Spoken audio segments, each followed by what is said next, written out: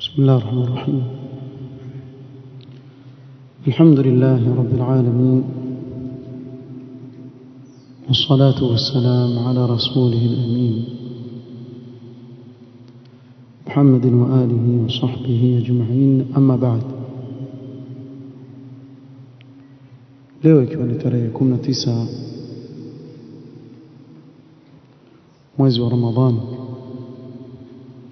mwaka 1447, katika darasa ya kitabu min maalim at-tauhid لفضيلة الشيخ عبد الرزاق بن عبد المحسن البدر حفظه الله تعالى, tulianza katika kikao kilichopita almas'alatu athaniya haddu at-tauhid wa haqiqatuhu, na tulitaja kwa mada hii itatuwekea wazi uhakika na maana ya tauhidi nini. Baada ya kusoma maelezo ya utangulizi wa kubainisha maana ya tauhid, Sheikh akasema wa bihadha, na kwa maelezo haya tulitangulia kueleza, yatabayanu anna at-tauhid aqsamun thalatha, kwa hii tauhid iko katika vigawanyo vitatu: توحيد الربوبية، وتوحيد الأسماء والصفات، وتوحيد الألوهية.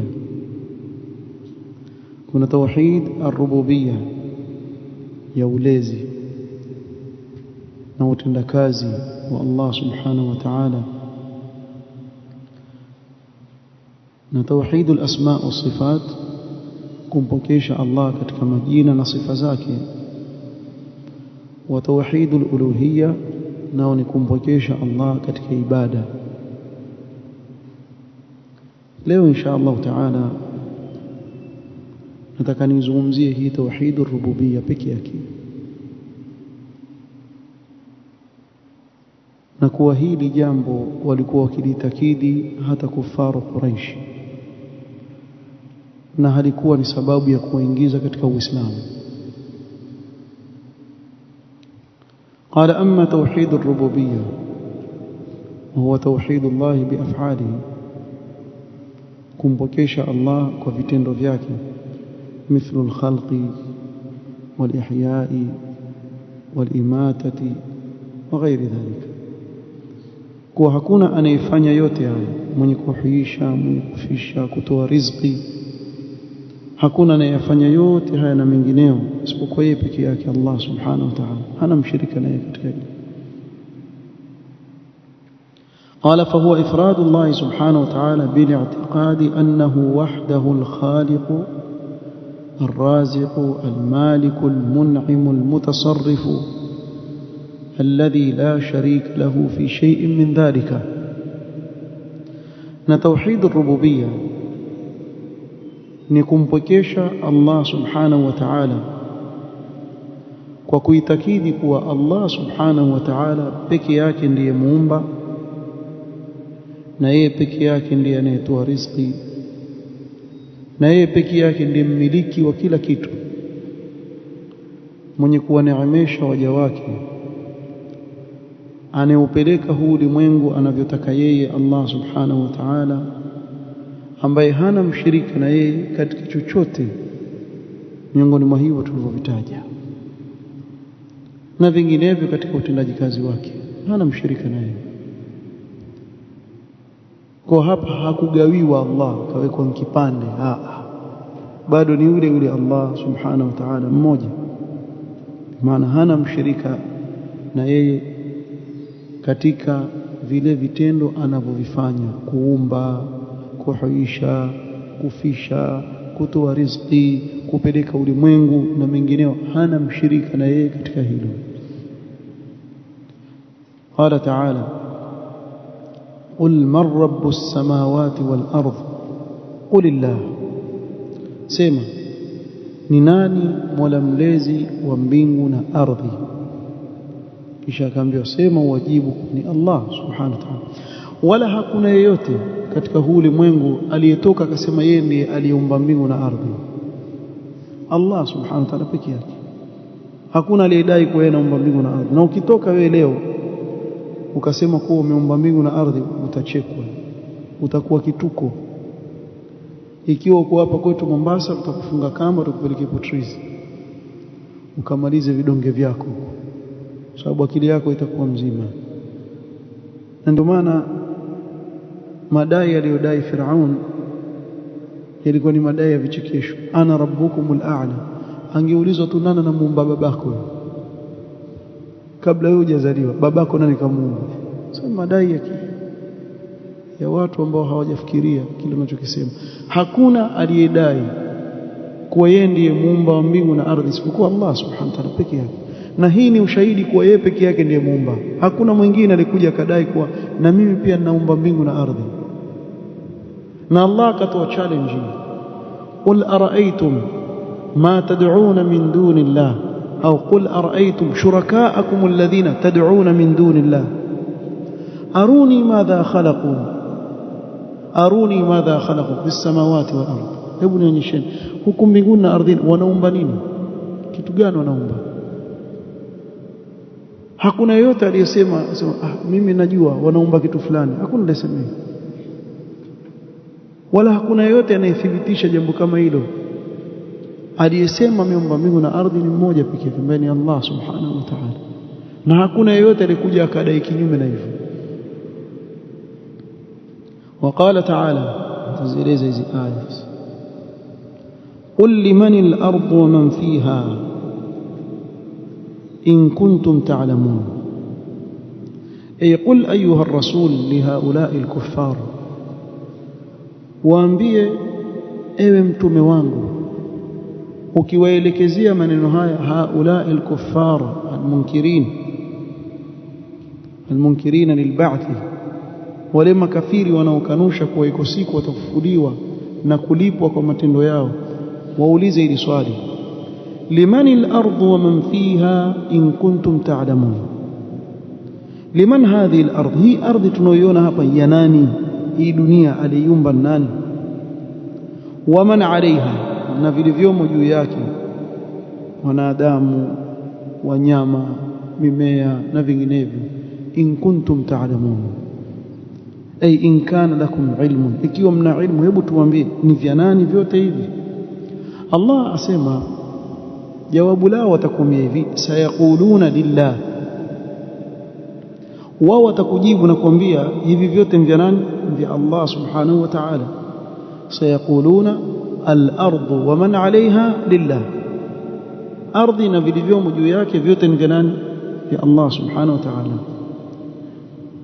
Faqul قل أفلا تذكرون، أي فقل لهم ألا تتذكرون أن من له الأرض ومن عليها قادر على إحيائكم بعد موتكم. hivi hampati kukumbuka kuwa yule anayemiliki ardhi na vilivyomo juu yake ana uwezo wa kuwafufua nyinyi baada ya kuwa mmekufa? Mnashaka juu ya hilo? Na yeye ndiye aliyeumba mbingu na ardhi na vilivyomo baina yake, na nyinyi mkiwemo katika wale walioumba.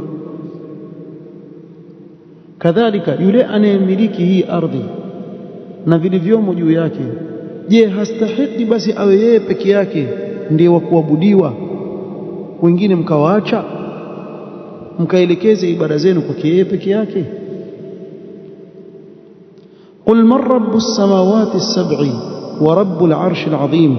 قل لهم من رب السماوات السبع، pia uambie waulize ni nani mola mlezi wa mbingu saba, wa man rabbul arshil azim alladhi la yujadu makhluqun a'zamu minhu, na nani ambaye ndiye mola mlezi aliyeumba arshi iliyo kubwa ambayo hakuna kiumbe kikubwa zaidi ya arshi. Arshi ndio kiumbe kikubwa kabisa.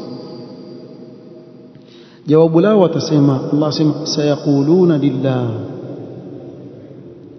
qul afala tattaqun, ay sayaquluna haulai al-kuffar, watasema makafir as-samawati as-sab'u wal arshu al-azim mulkun lillah, hizo mbingu saba na arshi hii adhimu iliyokubwa vyote ni milki yake Allah subhanahu wa ta'ala. Faqul lahum afala tattaquna Allah بامتثال أوامره واجتناب نواهيه لتسلموا من عذابه بس هممشي الله سبحانه وتعالى mkatekeleza maamrisho yake na kujiepusha na makatazo aliyokatazeni ili mpate kusalimika na adhabu ya Allah. kisha kauliza tena qul man biyadihi malakutu kulli shay'in wa huwa yujiru wa la yujaru alayhi in kuntum ta'lamun sayaquluna lillah qul fa anna tusharun ay qul lahum man alladhi biyadihi milku kulli shay. Hebu niwaulize ni nani ambaye katika mikono yake amiliki kila kitu, ana ufalme wa kila kitu, amiliki kila kitu, hakuna chochote kinachotoka nje ya ufalme wake subhanahu wa ta'ala. wa huwa yujiru wa la yujaru alayhi ay wa huwa yughithu man sha'a min ibadihi wa la ahada yamtani'u mimman aradahu huwa bisu' fayadfa'u anhu al'adhab in kana lakum ilmun. Allah subhanahu wa ta'ala ndiye anayemsaidia, anayempa msaada anayemtaka katika waja wake kutokana na kile anachokiogopa, lakini hakuna yeyote anayeweza kumzuia Allah ikiwa atamtakia mja wake adhabu. Haiwezi kukimbilia kwa mtu yeyote yule mtu akamlinda kutokana na Allah, sababu Allah ni mweza wa kila kitu, hakuna anayeweza kumzuia. Ikiwa nyinyi mna ilmu, hebu niambieni nani anayemiliki jambo hilo? Allah sema sayaquluna lillah, watakujibu anayemiliki hivyo ni Allah subhanahu wa ta'ala. qul fa anna tusharun ay fa kayfa tadhhabu uqulukum wa ta'buduna ghayrahu ma'a iqrarikum bidhalika, basi akili zenu zenda wapi mkenda mkawaabudu wengine wasiokuwa Allah pamoja na kuwa yote hayo mayakubali? Ikiwa mkubali kuwa yeye ndiye Mola mlezi wenu, mbona tena mwende mkawaabudu wengine wasiokuwa Allah subhanahu wa ta'ala, mkafanya ushirikina? وقال تعالى ذلكم الله ربكم فتبارك الله رب العالمين. huyo ndiye Allah Mola wenu mlezi, hakuna mwingine. Ametakasika Allah subhanahu wa ta'ala, Mola mlezi wa ulimwengu wote. وقال تعالى الله خالق كل شيء وهو على كل شيء وكيل وغيرها من الآيات. hizi aya zote zathibitisha kuwa Allah hana mshirika na yeye katika utendaji kazi wake.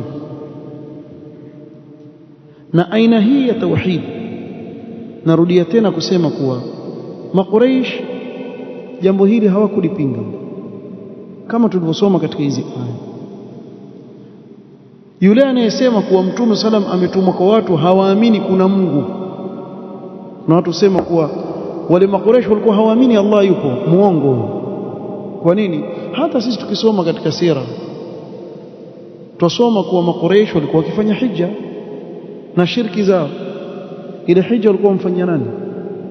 sema labbaik allahumma labbaik labbaik la sharika lak labbaik illa sharikan huwa lak tamlikuhu wa ma malak. Kwa hiyo wakawa muabudu Allah, lakini wanamshirika na yeye, wanamshirikisha pamoja na Allah subhanahu wa ta'ala, na wakatai. Walikuwa wakiswali wama kana salatuhum 'inda albayt illa mukaan wa tasdiya. وإذ قالوا اللهم إن كان هذا هو الحق من عندك فأمطر علينا حجارة من السماء أو ائتنا بعذاب أليم. walikuwa kithibitisha Allah yuko, na haya maneno yako wazi katika Qur'an. Bali wanapopatwa na shida huwasahau wote wanaoabudu pasi na Allah, wakaelekeza maombi yao kwa Allah peke yake. fa idha rakibu fil fulki دعوا الله مخلصين له الدين فلما نجاهم إلى البر إذا هم يشركون.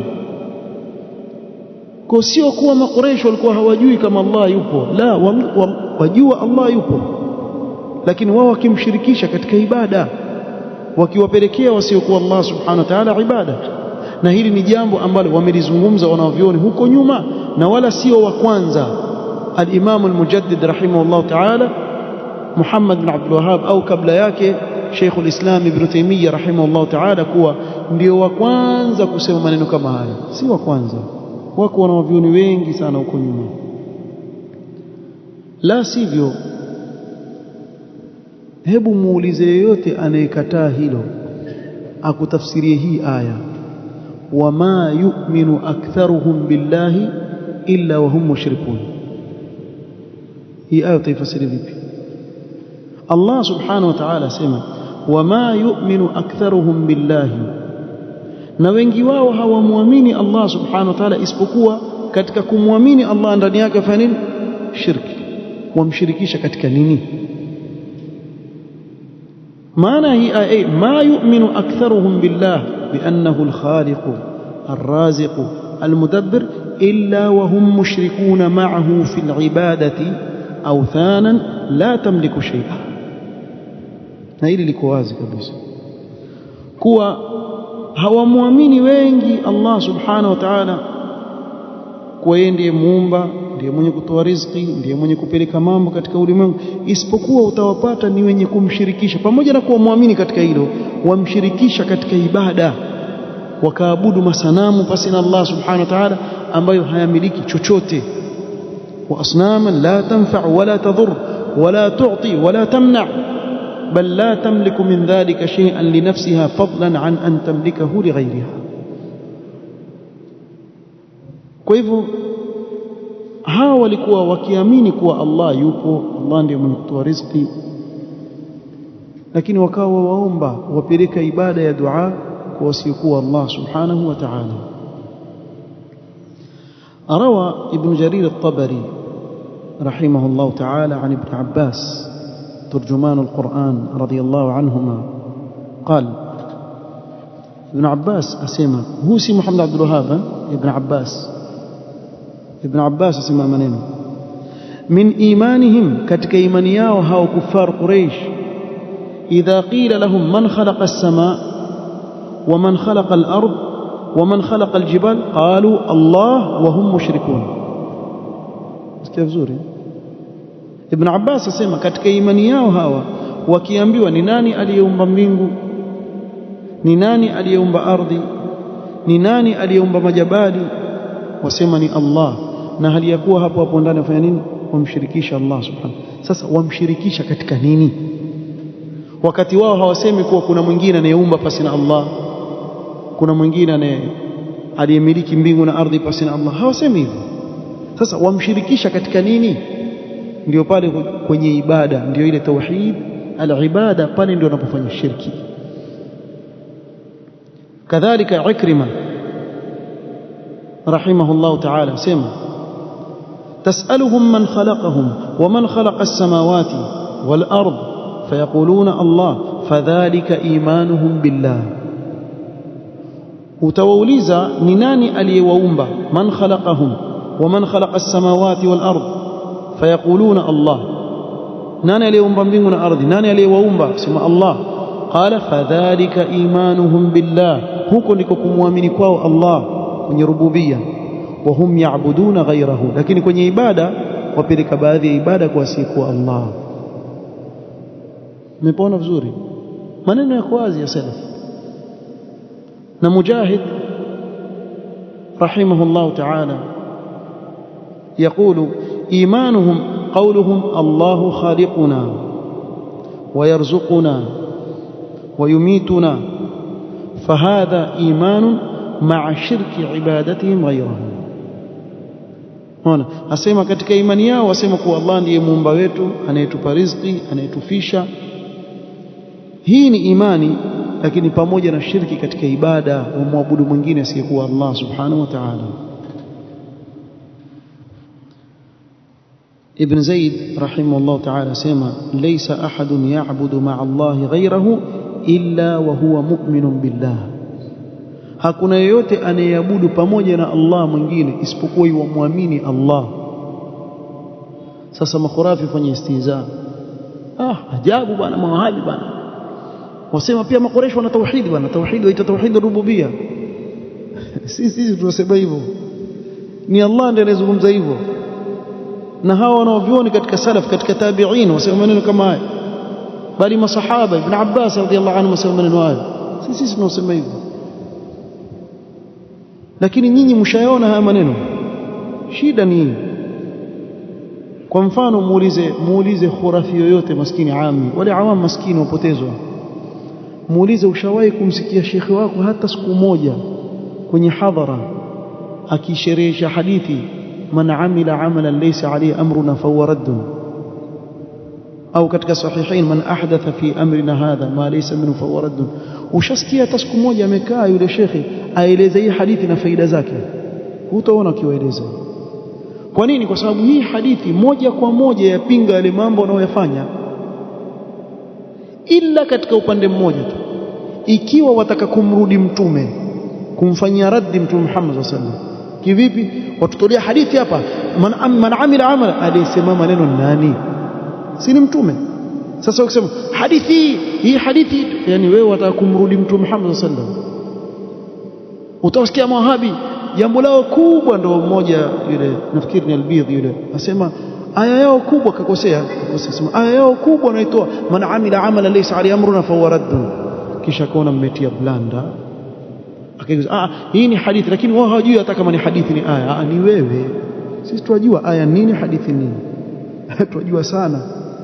Wakati nyinyi mwaambia watu wakihifadhi Qur'ani watakwenda wazimu, walikuwa alusunna wakihifadhi Qur'ani. Sisi nakumbuka watoto tuambiwa ukihifadhi Qur'ani utakuwa mwenda wazimu. Sasa alafu yashika kitabu, wewe angalia kitabu hiki, kitabu chote hiki mtu akikaa hapa kichwani si utachizika wewe? Sio kitabu kikubwa hiki bwana, utawekaje wewe? Sasa waambia wewe utakuwa mwenda wazimu. Wakati huo walikuwa watu wa sunna wahifadhi Qur'ani wakati huo, alafu waambia bwana hata Qur'ani hawajui bwana. Hii ni fujur fil khusuma, uongo tu, mwajua ni uongo.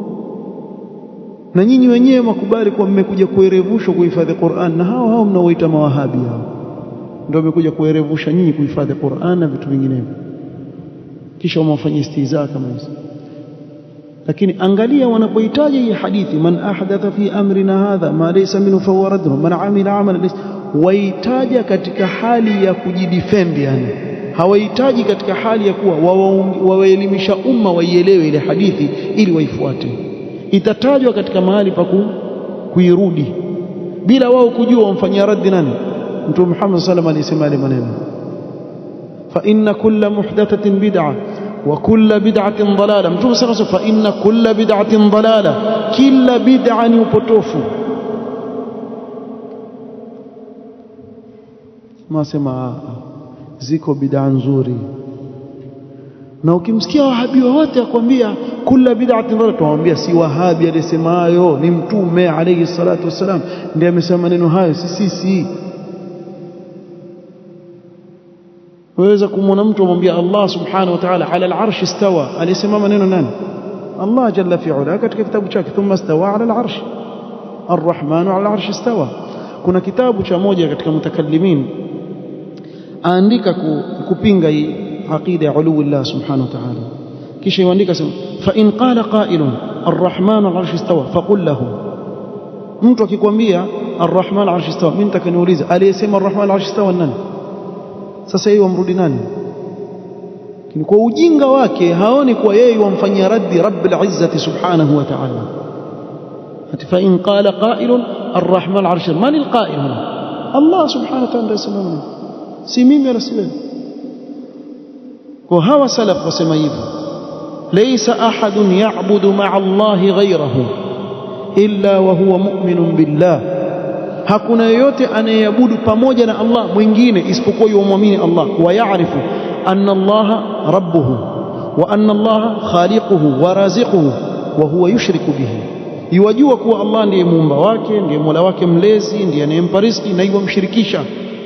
Ala tara kaifa qala Ibrahim, huoni wewe Ibrahim alipowaambia watu wake, afara'aytum ma kuntum ta'budun, muona hivyo vyote hivyo mnavyoviabudu hivi, ile masanamu na nini, mwaabudu pamoja na nani? Na Allah. Antum wa aba'ukum al-aqdamun, nyinyi na baba zenu waliowatangulia. Fa innahum aduwwun li, na lau kama itasimamia hapa itakuwa vyote wanavyoviabudu ni maadui kwa Ibrahim alayhi salam. Lakini akisema illa rabbal alamin, Mbona katika vyote vinavyoabudu vyote nimefanyia uadui isipokuwa mmoja tu, Rabbul Alamin subhanahu wa ta'ala. Kumaanisha kuwa katika vile walivyokuwa kiviabudu wale, mmoja wao ni Rabbul Alamin, lakini wakimshirikisha katika ibada. Umeelewa vizuri? Hii asi iko wazi bwana. Kwa tumeona hapa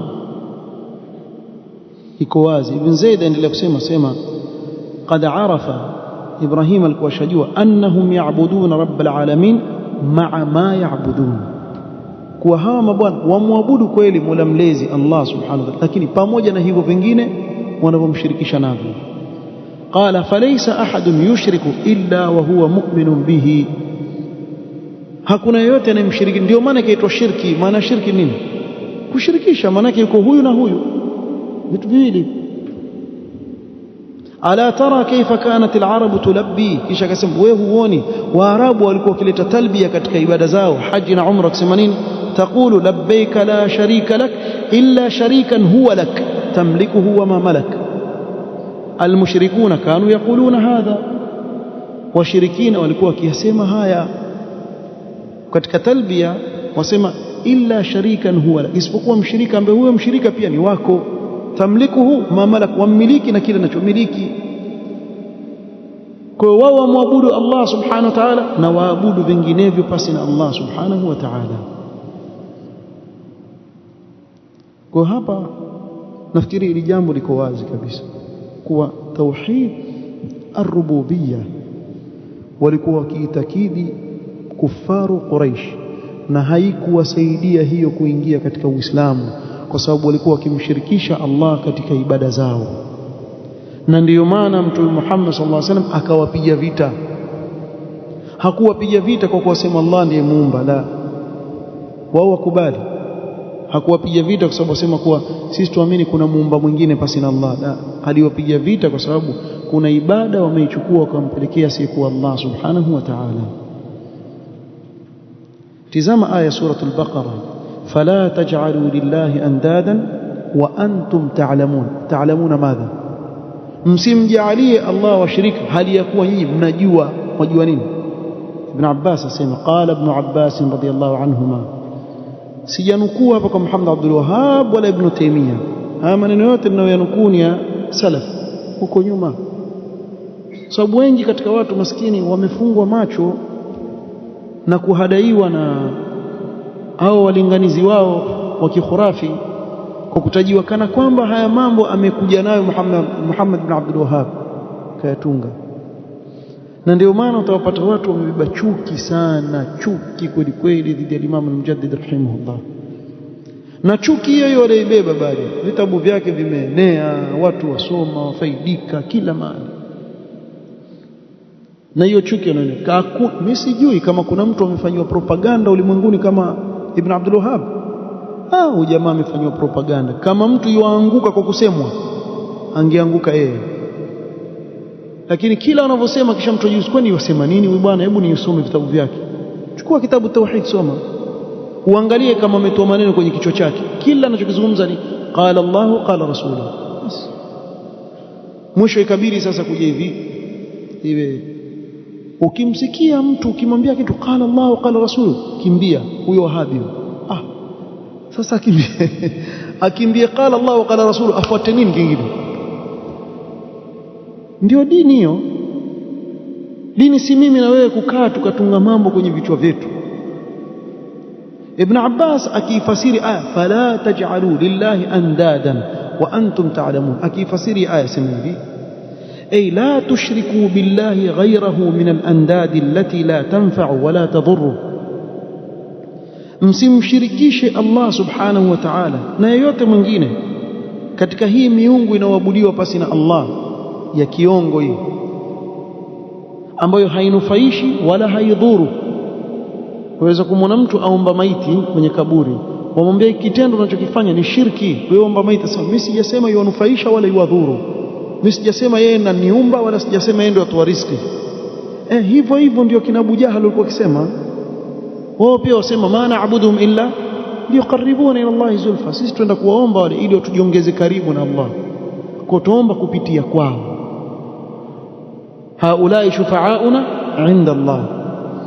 Wao pia walikuwa wajua kuwa ile miungu yao haiumbi, haitoi riziki, haina manufaa wala madhara. Ibn Abbas asema أي لا تشركوا بالله غيره من الأنداد التي لا تنفع ولا تضر وأنتم تعلمون أنه لا رب لكم يرزقكم غيره. هل يكون نيني مجيوا كوا همنا ململزي أن يوفى رزقي فسنا يه الله سبحانه وتعالى. وقد علمتم أن الذي يدعوكم إليه الرسول صلى الله عليه وسلم من توحيده هو الحق الذي لا شك فيه. نمتار مجيوا نيني ما قريش كوا kile anachowalingania Mtume Muhammad sallallahu alaihi wasallam katika kumpokesha Allah subhanahu wa ta'ala ni haki ambayo haina shaka ndani yake. Na Makuraish kweli walielewa kile alichokuwa akiwaitia Muhammad sallallahu alaihi wasallam nini, kwa sababu walimwambia aja'ala al-alihata ilahan wahida inna hadha la shay'un ujab, amefanya miungu yote tunayoabudu tuiwache tumwabudu Mungu mmoja peke yake, ni jambo la ajabu. bali wakawa waimizana wantalaqa almala'u minhum animshu wasbiru ala alihatikum, wasubirishana bwana, subirini hivyo hivyo katika kuabudu masanamu, hata kama tumetolewa hoja tumeshindwa sisi hapo hapo usitoke, hata kama tuona dalili za waziwazi hizi ni kweli ana hoja ujamaa, lakini sisi tufanyeni subra. alafu walikuwa wakijifakhirisha wa idha ra'auka in yattakhidunaka illa huzwan, wana wakimuona wamchukulia Mtume salama ni kitu cha kufanyiwa dhihaka na mzaha. Kisha wengine wakisema ahadha alladhi yadhkuru alihatakum, huyu ndio anayetaja miungu wenu kwa ubaya huyu. Na wangesema ahadha alladhi ba'atha Allahu rasula, amekosa mtu Allah mtume huyu ndio mtume huyu. Kisha wasema hivi in kada la yudilluna an alihatina laula an sabarna alaiha, wana jisifu subra yao katika batil. Kidogo tu atupoteze huyo, tungemsikiliza huyu Muhammad na zile hoja alizokuwa nazo zina nguvu, kidogo tu atupoteze bwana. in kada la yudilluna an alihatina laula an sabarna alaiha. Kwani si maneno haya leo waambie watu wanaolingania katika tauhid? Yani wewe waweza kuulizwa mahali, wewe kwenda wapi darasani, ukamtaja mtu mlinganizi katika tauhid, yule mtu anayezungumza na wewe kama ni khurafa, wewe enda kule ushaumia. Kwa nini? Yule atakupoteza. Akupoteza anayekwambia wewe muombe Allah peke yake, usimshirikishe na chochote. Akupoteza anayekuambia wewe mfuate Mtume Muhammad sallallahu alaihi wasallam, usizue katika dini. Akupoteza anayekuambia wewe qala Allahu qala rasulu. Upotofu aina gani? Sasa ikiwa huo ni upotofu, uongofu ni upi? wakati Allah subhanahu wa ta'ala sema faman ittaba'a hudaya fala yadhillu wala yashqa. Sisi tuna dhamana bwana kutoka kwa Allah kwa kile alichokiteremsha kwa mitume wake, tukikufuata hatuwezi kupotea wala kupata tabu. Sasa hicho chako unachotaka wewe hatuna dhamana nacho, ndio maana tukitaki. وقال قتادة أي تعلمون أن الله خلقكم وخلق السماوات والأرض ثم تجعلون له أندادا فلا تجعلوا لله أندادا وأنتم تعلمون. سمناك أي تعلمون أن الله خلقكم، مجيوك والله ndiye waumba، وخلق السماوات والأرض، na kaumba mbingu na ardhi، ثم تجعلون له أندادا، kisha pamoja na hayo mumjaalia washirika Allah subhanahu wa ta'ala, mkamwekea washirika. Iyadhan billah. Kwa hivyo ilikuwa tuzungumzia tauhidur rububiyya na maana yake, na kuwa jambo hili hata Makuraish pia hawakulipinga, hilo likubali, lakini halikutosheleza kuwatia wao katika Uislamu. Kwa akitoka mtu wa tablighi aenda kuwalingania watu tutoe imani mbovu kwa viumbe, tutie imani sahihi kwa dini, kisha Allah ndio raziq, Allah ndio khaliq, Allah ndio, ingelikuwa da'wa ni hii hata Abu Jahal asingewapinga. Allah ndio khaliq, Abu Jahal asema khaliq, kwani tukataze? Allah ndio raziq, naam, nani akatae? Allah ndiye anatoa riziki, Allah ndiye aliumba mbingu na ardhi, naam. Kuna lingine? Hakuna. Basi tuko pamoja, njoo tuendelee, tuna mambo yetu. ndio hivyo. Maana hakuna, Allah ndo Razik, ndio Khaliq, hapingi hilo, hakuna anayepinga jambo kama hilo. Lakini sasa njoo umwambie kuwa sasa yale masanamu unaokwenda kuomba kupitia kwake ile shirki ile, sawa, ushakubali Allah ndio Khaliq ndio Razik, ushakubali huku, basi hii ni shirki. Ndio hapo sasa kamkuta khurafi amekaa kwenye kaburi aomba maiti, aombe hii shirki, kisha uone kila mali ukienda unyoshwa vidole hivi. Watu bana, kifanya subra, fanya subra. Mitume wallah wengine waliuawa, sisi tuambiwa maneno tu bana. Zakaria akauawa, Yahya akauawa, wakauawa sasa kaswa. Na Banu Israili wameua mitume wengi tu. Qatalatul anbiya wa taqtuluna al-anbiya bighairi haqq. Wangapi wameuawa kwa ajili ya tauhid? Wangapi? Wengi tu. Wewaambiwa maneno tu, wababaika maneno tu. Acha tu maji ya moto wachome nyumba bwana, yasafisha kama jua la jioni lichome. Tembea tu, acha lawaka, faidika nayo vitamin D, wazidi kukufanya ujulikane. Kila ukikusema wazidi kufanya ujulikane, watu ndio wasikiliza. Na kuna wengi wasikiliza kwa sababu ya watu kusema hivyo. Huyo mtu ana nini? Hebu ngoja nimsikilize. Si kweli ya maneno basi. Ndio hapo. Katika huo ulimi wenu Allah subhanahu wa ta'ala akaipitisha haki na watu wakaifuata kwa njia hizo zinazotumia. Si kama Muhammad Abdul Wahhab tu. Muhammad Abdul Wahhab kazungumzwa na mpaka kesho, mpaka wengine wafikirie yuko hai. Ama Sheikh al-Islam Ibn Taymiyyah rahimahullah asemwa asemwa, akufurishwa na ashakufa miaka zaidi ya 700 iliyopita, bado tu yeye akufurishwa tu, kafa huko karne karibu takriban karne 8 zilizopita, bado jamaa wako tu. Lakini ndiyo njia Allah subhanahu wa ta'ala kwa hikma zake akajalia pia ndiyo njia hiyo ya kumtambua nani, na watu wakasoma wakafaidika. Wale ambao Allah watakia khairi wataifuata, na ambao wao wenyewe wamechagua njia ya upotofu ni wao wenyewe, wallahu musta'an. Kwa hiyo ni kigawanyo cha kwanza. Al-qismu athani wa thalith tutakuja kuvieleza insha Allah taala kikao kitakachokuja biidhnillah. نكتفي بهذا القدر والله تعالى أعلم. سبحانك اللهم وبحمدك أشهد أن لا إله إلا أنت أستغفرك وأتوب إليك. بارك الله فيكم.